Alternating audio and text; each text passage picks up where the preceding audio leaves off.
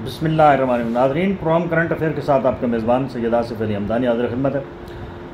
नाज़रीन, बांग्लादेश जो 1971 में हमसे आज़ाद हुआ, आज वहाँ पे भी हालात वही हैं और वहाँ पे सूरत हाल जो है वो इंतहाई कशीदा हो चुकी है। और जो एक हंगामे शुरू हुए थे तलबा की तहरीक से, वो बिलाखिर वज़ीर आज़म हसीना वाजिद जो जिसको भारत की पूरी आशीर्वाद हासिल थी, उसका वो तख्ता उलटने में कामयाब हो गए।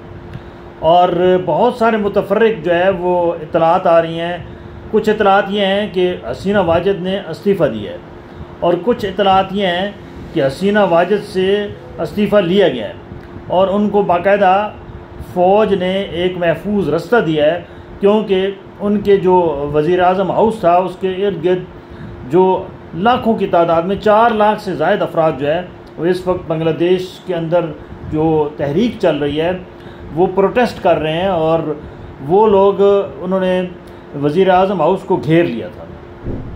बहरकैफ बिल्कुल सेम वही सिचुएशन है जो अफ़गानिस्तान के अंदर हुई कि जिस तरीके से तालिबान ने अफ़गान जो वहाँ पे था, अपना क्या नाम है, अशरफ गनी, उसको चलता किया और उसके बाद बड़ी तादाद में तालिबान जो है वो ईवान सदर में घुस गए और उन्होंने एक एक चीज़ के ऊपर वो बैठ के तस्वीर बनाई।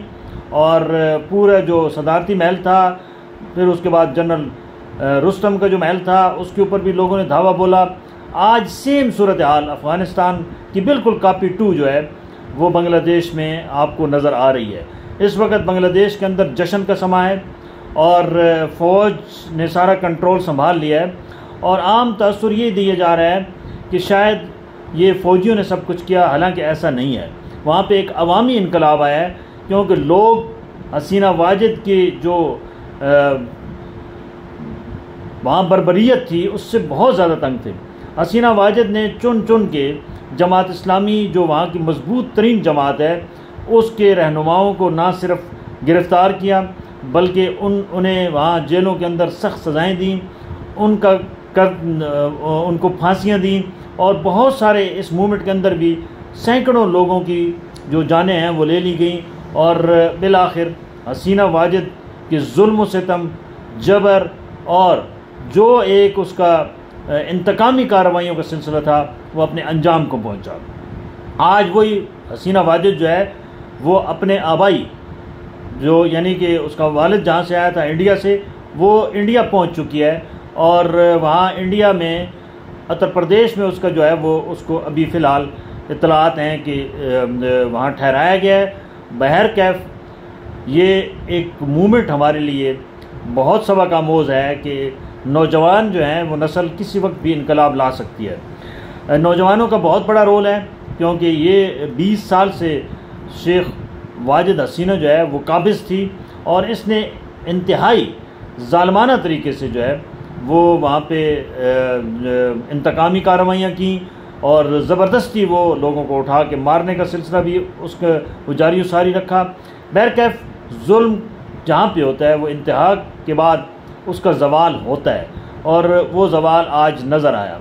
वो ऐसे फ़रार हुई कि किसी को गुमान भी नहीं था और इस वक्त भी लोगों ने धावा बोला है ईवान सदर के ऊपर भी और वज़ीर आज़म हाउस के अंदर भी बड़ी तादाद में जो तलबा हैं और जो मुश्तइल जो वहाँ पे मुज़ाहिरीन थे वो घुस चुके हैं। और वहाँ पे अभी इतलात आ रही हैं कि अंदर से उन्होंने काफ़ी सारी चीज़ें तोड़ फोड़ भी की है।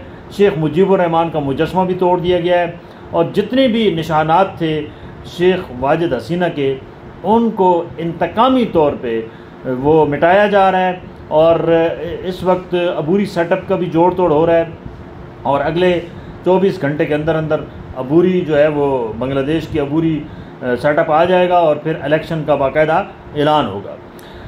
तो ये जहाँ पे भी जमहूरियत का रास्ता रोकने की कोशिश की जाती है, जहाँ पे भी जबर के साथ और जहाँ पे भी तशद्दुद के साथ रास्ता अपना के कोई भी हुकूमत चलाने की कोशिश की जाती है, ये बात वाज़ेह रहे कि ये ज़्यादा देर नहीं चल सकती। जब तक अवामी हिमायत के बग़ैर कोई भी निज़ाम नहीं चल सकता। जब आपकी पब्लिक ही आपसे तंग हो तो वो निज़ाम कैसे चल सकता है। पाकिस्तानी हुकूमत के लिए भी बड़ा चैलेंज है, क्योंकि इस वक्त जमात इस्लामी यहाँ पे भी सड़कों पे बैठी है, आज 12वां दिन है, और उनका भी एक ही मुतालबा है कि आवाम को रिलीफ दो, आवाम की तकलीफ़ को कम करो। अब जो अपने अयाशियाँ हैं, जो अपने बाहर आपने अंपायर खड़ी की हुई हैं, वो अयाशियाँ ख़त्म करो और आप बाहर से अपना पैसा वापस लाओ।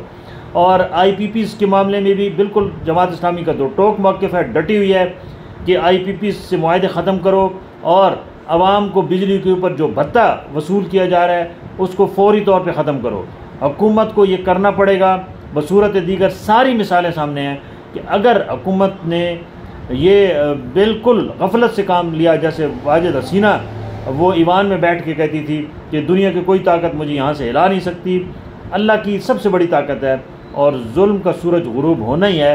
लिहाजा कोई भी जहाँ जहाँ पे भी जुल्म और जबर के साथ हुकूमतें कायम हैं, उनको चाहिए कि वो ज़रूर सोचें कि श्रीलंका में क्या हुआ, बांग्लादेश में क्या हुआ, और यहाँ ये बात याद रखें कि अब इंडिया में भी ऐसे होगा, क्योंकि वहाँ पे भी जबर और जुल्म की हुकूमत जो है वो जारी और सारी है। और जो वहाँ पे मोदी सरकार है वो जिस तरीके से कत्ले आम करा रहा है, जिस तरीके से वहाँ लोगों की असमत दरी की जा रही है, जिस तरीके से वहाँ लोगों के साथ ज़्यादतियाँ की जा रही हैं, ये बात याद रखना है कि उसका भी अवाम उठेगी और इसी तरीके से अल्लाह की गैबी ताकत जो है वो मदद करेगी। और ये इक़्तिदार सदा नहीं रहता। लिहाजा वज़ीर-ए-आज़म पाकिस्तान को भी चाहिए कि वो फौरी तौर पे अमली इक़दामात उठाएँ और जमात इस्लामी के जो अवामी मुतालबात हैं उसके ऊपर संजीदगी से अमल दरामद करें। बसूरत दीगर ये आग यहाँ पे भी फैल सकती है। बहुत शुक्रिया।